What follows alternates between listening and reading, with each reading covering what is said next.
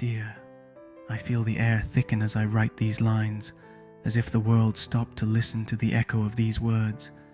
It's a bittersweet sensation, the mishmash of emotions that I try to pour onto this yellowing paper with ink that blends its color with my tears. It's so hard to write when the pen trembles like a frightened bird wanting to fly but with clipped wings. These days seem like an eternity without sun, as if a perpetual storm reminded me that the gray skies are the exact reflection of my mood. The patter of the rain on my window sounds like a sad song accompanying my soul. I am confronted with the overwhelming absence of words I never said to you, like fallen leaves in autumn that no one picks up and turn into mud with the first downpour. The world has continued on its course. Baristas keep making espressos. But for me, each cup is like drinking the very bitterness of our farewell. The streets are filled with people who are indifferent to me. Thousands of faces pass by me like an endless parade of strangers, and in none do I find the glow of your eyes or the warmth of your smile. Perhaps I should have spoken to you about my desires, those that pile up in my chest like a forgotten library where dust covers the titles of the books. I loved you with a love that defies logic, an irrational passion that knows no time, space, or farewells. A love that is truly felt only if lived on the edge of the abyss. These letters are the only way I have to express what my mouth never used to say. Maybe if I had confessed that you were the epicenter of my universe, things might have been different, but to regret what we didn't do is like trying to catch the wind with our hands.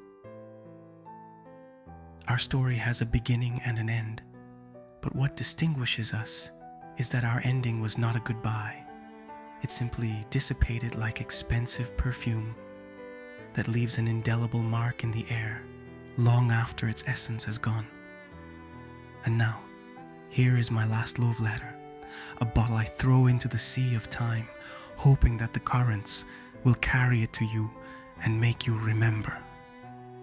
I was never the captain of your ship, but a passenger who paid his fare with a true yet fleeting love. This is the platform where I get off, under a sky that cries with me.